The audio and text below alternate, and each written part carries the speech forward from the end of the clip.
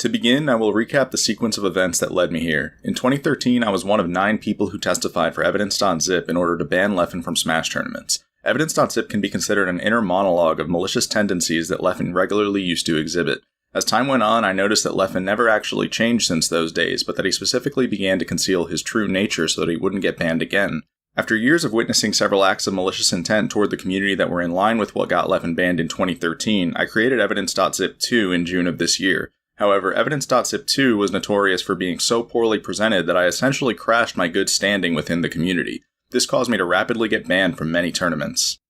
In August, I returned with Evidence.zip 3 to properly convey the message I was originally trying to send. Evidence.zip 3 was met with very favorable reception. It is widely regarded as a well-made documentary which properly lists Leffen's motivations and wrongdoings in a more reasonable manner. I'll always regret the fact that Evidence.zip 3 wasn't the original video I put out, as I believe I could have won the court of public opinion if it was. However, I can't fix the past, and so the only thing I can do is proceed from here, which will start by addressing the ban statement that is currently being used to bar me entry from Smash tournaments. The ban statement that is currently being used against me is nothing short of preposterous. Between the double standards, mental gymnastics, and lines of logic that are used to make it seem as though Leffen is innocent and that I'm the guilty party, this is a massively corrupt ban statement. Leffen is constantly portrayed in the most charitable manner possible throughout this ban statement, and nearly every allegation I made against him has been dismissed and reframed as defamatory on my end. The belief that my ban statement is corrupt is the consensus on social media as well. On Twitter, nearly every quote retweet of my ban statement points out these obvious hypocrisies which reveal that the Smash community isn't acting in line with a court of law. Furthermore, there have been many tweets lately from observers which have pointed out signs of corruption, such as these two from Sylvanas. If you've been following Smash politics lately, then you'd know that there are currently 3 people in contention: me, Jisoo, and Leffen. According to the Smash community's current verdicts, I'm banned while Jisoo and Leffen are unbanned. However, under verdicts that are in line with that of a court of law, I maintain that I would be unbanned, Jisoo would be banned, and Leffen would be banned. There are many people who share this exact opinion, and while I firmly believe that Jisoo and Leffen should be banned, this video will mostly focus on getting myself unbanned. I believe that me being banned is the most egregious of the Smash community's current verdicts, as it is largely the result of misunderstandings. Going back to my ban statement contains an opening statement followed by 18 paragraphs. I'll be addressing each individual paragraph of this ban statement with counterarguments that'll be supported by Evidence.zip 1 and 3. I'll begin with the opening statement, which mostly serves to list the charges against me. These are directed and malicious intimidation, harassment, or bullying of any participant whether by language or conduct, and malicious gossip with the intent of manipulating the victim's social circle, defamation of character.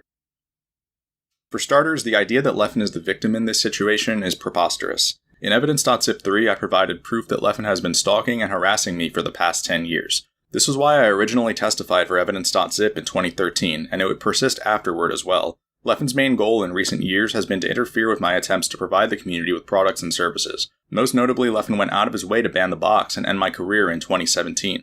Leffen would also interfere with the work I did that led to UCF, overrun my free online tournament series, interfere with the box's politics in other ways, and so on. There should be no mistaking the fact that Leffen isn't the victim in this situation, even though he publicly claimed that he is. This claim is easily debunked by several excerpts from Evidence.zip such as this one, which describes Leffen's tendency to play the victim card in order to evade accountability and flip the situation on the people who he abuses. Going back to the charges being pressed against me, the defamation claim is just as preposterous. Not only were all of the claims I made against Leffen truthful and backed by evidence, but furthermore, Leffen should be banned for what he did to Hungrybox according to this logic. I'm referring to the smear campaign that took place between 2017 and 2019, in which Leffen baselessly encouraged the community to isolate HBox. At one point, Leffen's smear campaign caused HBox to condemn the community and contemplate leaving it. Leffen would respond to HBox being at rock bottom by encouraging the community to exile him, as can be seen in this tweet. The situation HBox was in back then is eerily similar to the one that I'm in right now, and it should be understood that Leffen is the common denominator. Moving on to paragraph 1. Paragraph 1 has several issues that I want to highlight. The first issue is the claim that I frame Leffen in the least charitable light possible, which I'll contend by claiming that this ban statement frames him in the most charitable light possible, and that it seems to provide no real reason for doing so. The next issue is the claim that I don't provide evidence for framing Leffen as a pathological liar, a psychopath, a manipulator, etc. This is false because I provided basis for these claims in the form of Evidence.zip testimonies. I should mention that Leffen has thoroughly lied about Evidence.zip throughout his career by suggesting that it was nothing more than hearsay. He has also gone as far as to influence media outlets such as TSM and Red Bull to produce propaganda which portrayed Evidence.zip as though it was some type of hero story. However, evidence.zip was actually much darker than that, and I happen to know this because I testified for it. Evidence.zip contained plenty of quotes which labeled Leffen a manipulator and a psychopath, and considering the fact that he's continued to lie about evidence.zip for all these years, it's perfectly reasonable to assume that those things are still true. I'd also like to highlight the quote that reads, "In conclusion, Leffen is in his own tier of maliciousness and potential damage to the community, as it gives basis for claiming that Leffen tends to act with malicious intent." Moving on to paragraph 2. This paragraph mostly criticizes me for framing Leffen in a negative light and alleging that he has a tendency to claim victim status. I've already shown justification for both of these things, so I'll be skipping this paragraph. Moving on to paragraph 3. The main aspect of this paragraph that warrants explanation is my claim that Leffen is performing a totalitarian regime on the Smash community. I use this metaphor because I do believe Leffen engages in several strategies you'd expect from a corrupt leader who's looking to gain a stronghold over their community. These include the corruption of the media, the tactical elimination of threats to influence, and various social engineering methods. As I said earlier, Leffen has been corrupting the media throughout his career in order to conceal the truth about evidence.zip. The most egregious example of this happened recently when Leffen pressured Samox into revising the metagame documentary to erase footage of evidence.zip victims. Leffen outright lied by claiming that evidence.zip was nothing more than a bunch of forum posts, which led to him being rewarded with propaganda which heroized him. This was not only a slap in the face to evidence.zip victims, but also a brainwashing attempt on the current generation. Next, there is reason to believe that Leffen has an interest in canceling or stifling threats to his influence. The first thing to know is that the main offense that got Leffen banned from Sweden in 2013 was attempting career murder on several players. One player, for example, wrote, "Leffen has worked to exclude me from the Smash community to the highest degree possible." The rest of the testimony then proceeds to explain the insane lengths Leffen would go to in order to remove this specific person from the community. In recent years, Leffen has gone after much higher priority targets. I've already covered Leffen's vendettas against me and Hungrybox, so next I'll go over M2K and Zero. Leffen targeted both of these people during last summer's Me Too movement. Leffen targeted M2K by circulating a rumor which would have ended M2K's career if it ended up being true, and he targeted Zero by backing up Jisoo's baseless allegations. To be clear, Zero would later end up being proven guilty of other charges, but the initial conspiracy against him was illegitimate. Finally, Leffen engages in plenty of social engineering methods in order to ramp up the rate at which the masses conform to him. The best example of this was when Leffen manipulated the entire community by taking the helm of last summer's Me Too movement. Leffen's YouTube video from July 2nd, 2020, which has 800,000 views and 97% upvotes, was entirely a farce. Within this video, Leffen fraudulently claimed that he could resonate with sexual assault victims through the use of a grossly embellished testimony. There is an evidence.zip testimony that directly contradicts everything Leffen said in his YouTube video by proving that he was, in fact, the abuser within a story in which he claimed he was the victim.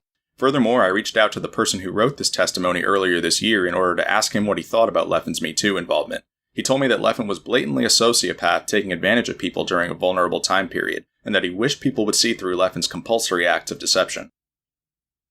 Another example of Leffen's social engineering can be seen in his feud with Salem. People quickly forgot that Leffen instigated this feud, and so Leffen was able to mobilize the Smash Ultimate community underneath him at a very efficient rate.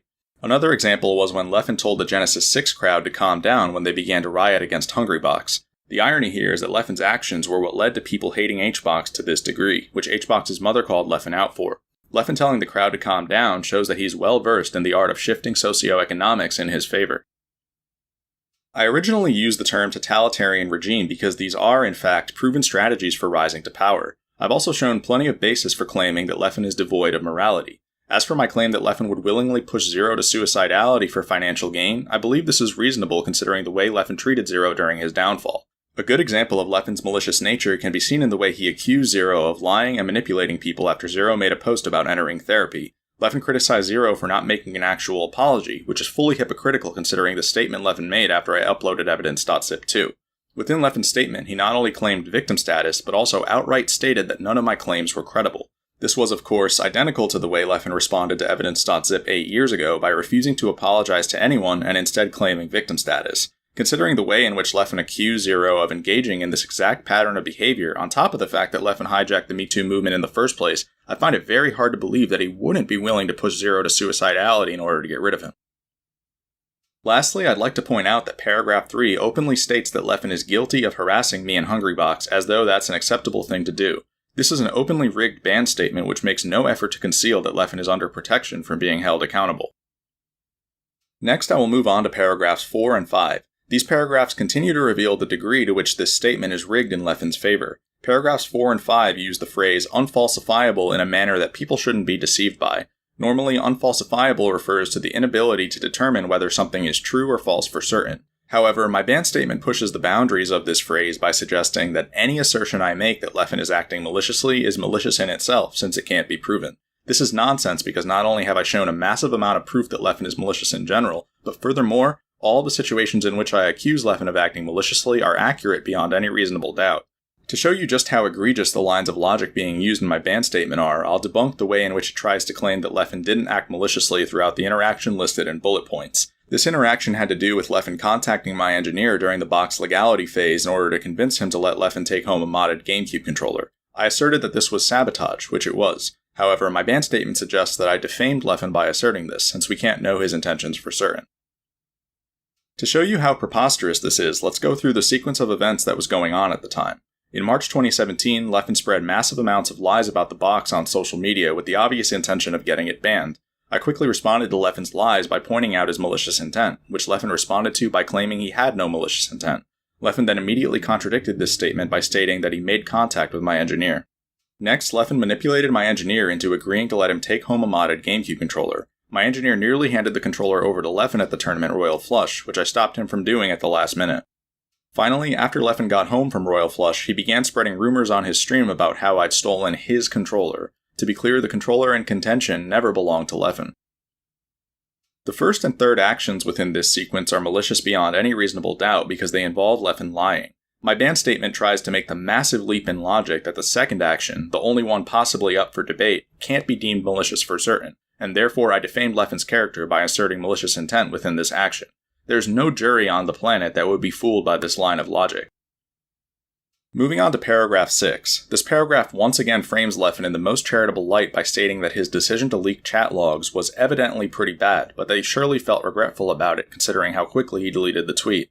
To be clear, this is in reference to Leffen publicizing the fact that I used to have PTSD from his abuse while I was in the midst of trying to get the box legalized. For one, Leffen only took down this tweet because tons of people pressured him to do so. Secondly, Leffen claimed victim status directly after taking the tweet down, which is ridiculous.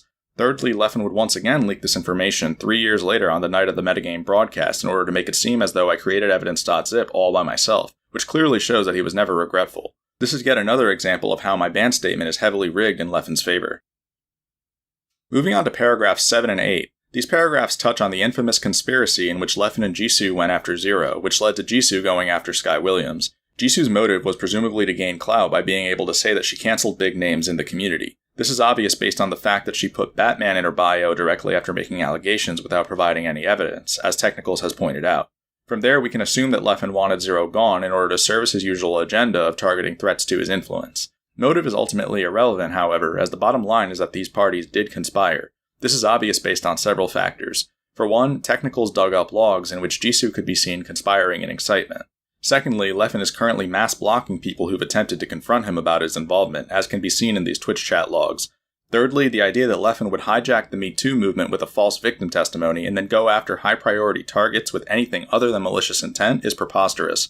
And finally, the conspiracy between Leffen and Jisoo can be seen in broad daylight within this series of tweets, which shows Leffen laying out the red carpet for Jisoo to make her allegations. On July 2nd, 2020 at 7:38 p.m. EST, Leffen encouraged people to keep believing victims who were brave enough to come forward, which Jisoo followed up on 32 minutes later with her first round of allegations. Moving on to paragraph 9. Paragraph 9 doesn't contain much other than an attempt to condemn me for claiming that Leffen would probably prefer if Zero was dead. This ultimately isn't relevant, so I'll be moving on. Next up are paragraphs 10 and 11. These paragraphs discuss when Leffen circulated the rumor about M2K. Unfortunately, M2K has personally requested for me not to discuss this subject any further, and so I hope the people reviewing this video can understand that. The most I'll say is that whether or not Leffen acted in good faith doesn't exactly matter here, as he did in fact circulate a rumor which would end up being untrue. Going back to my ban statement, we are now up to paragraph 12. This paragraph antagonizes me by stating that there is sufficient reason for Leffen to feel uncomfortable being in the same space as someone who's made the claims Hax has. I have no idea why the solution to this problem wouldn't be to ban Leffen, the person guilty of the claims I've listed, rather than me, the person making the claims. I also want to add that nobody would have ever had reason to think that I was a threat to Leffen's safety if not for Leffen himself planting the idea in people's heads, which is yet another one of his manipulative strategies. The remainder of my ban statement consists of either blank text or subjects that I've already addressed. I'll briefly display paragraphs 13 through 18 so you can see for yourself.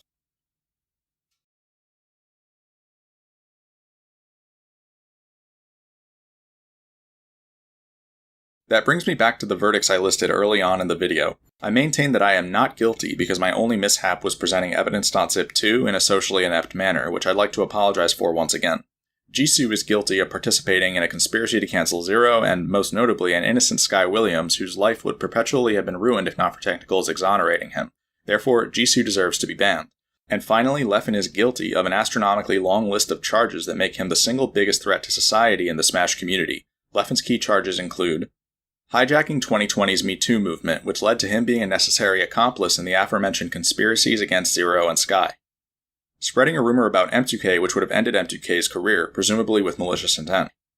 Stalking and harassing Hacks for the past 10 years with the intention of preventing Hacks from providing the scene with any type of product or service. Most notably, an attempt to end Hacks' career was made in 2017 when Leffen aggressively tried to ban the box. Smear campaigning Hungrybox with the intention of socially isolating him to the point that he'd be motivated to retire. And corrupting several media outlets in order to conceal the truth about evidence.zip. Most notably, Samox was humiliated for his accurate portrayal of evidence.zip within the metagame documentary and forced to return with Leffen propaganda. Furthermore, Leffen openly engages in every strategy in the book in order to evade accountability. For example, Leffen publicly deletes evidence, lawyer bluffs, censors people who confront him with allegations, claims victim status, and endlessly flees from gaming community to gaming community once the pressure's on. We're trying to catch a criminal in plain sight at this point. One last thing I want to mention is that Leffen surely still maintains the belief that he'll never be banned in a million years, as he used to say on Smashboards. There's more than enough evidence for us to say otherwise at this point, so it's really just a matter of whether people want to continue to permit this type of behavior or not. Something I want to emphasize is that keeping Leffen around means knowingly letting him continue to select more victims, and so the entertainment he provides needs to be weighed against that fact. This has been well known ever since evidence.zip. For example, there is a quote from a player named C that reads, "If people actually took the time to wrap their heads around what actions Leffen has exhibited toward me and many more, the thought of doing anything less than not welcoming him to any future tournaments or gatherings is ludicrous. The mere thought of it is preposterous, and the act of allowing the things he'll subject others to is nothing less than grotesque and an act of cruelty toward his targets. You must understand that he has yet proven to show any sign of remorse whatsoever concerning his actions, how they affect people, what they have to go through and put up with, nor how it affects not only them, but poisons the entire atmosphere and well-being of the community as a whole. And until that fact changes, it would be preposterous to invite, accept, or allow this guy anywhere near the people he constantly subjects to acts of malicious intent, not to forget or undermine the urgency in sparing any new potential prospects. The indecency in prolonging this is truly nothing less but an act of cruelty. This quote implies that Leffen will inevitably select more victims if given the opportunity to, and so people need to be fully aware of that. Therefore, I'm in favor of not only banning, but potentially even deplatforming Leffen, as the gaming realm desperately needs to restart without him. There's this saying that I like, that is, all it takes for evil people to succeed is for good people to do nothing. And I really do think that's true. In my opinion, the world is not filled of majority evil people. I think that's something that people tell themselves in order to kind of put blame away from themselves, that they couldn't have done anything, everyone's bad, and if I'm bad, I'm just part of the majority. I really do think that the majority of people are either decent or good. However, many good and decent people do not do enough, myself included.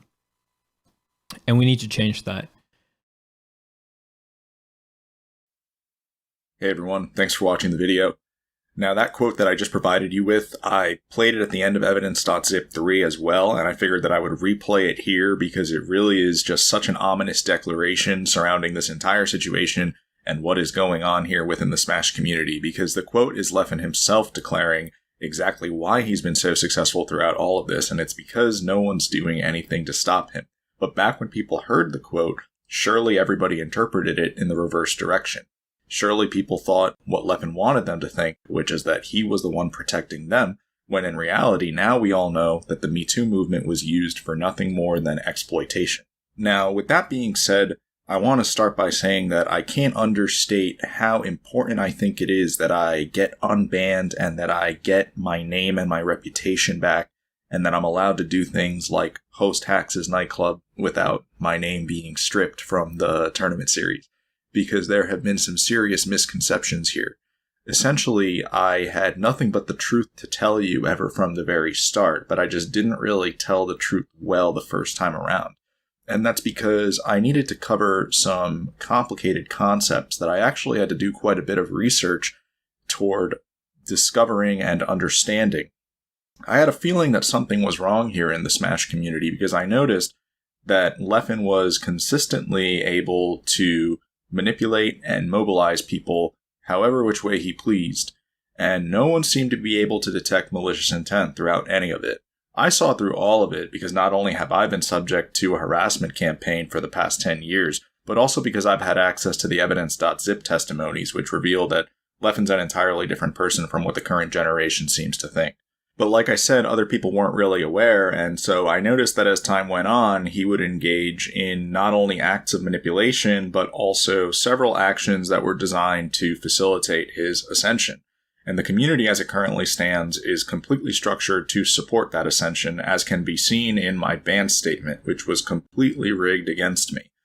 By writing this ban statement, they actually proved all the points that I've been trying to make from the very start, which is that this really is functioning like a totalitarian society, in the sense that things like harassment campaigns and defamation campaigns have been culturalized and they are to be worshipped and supported.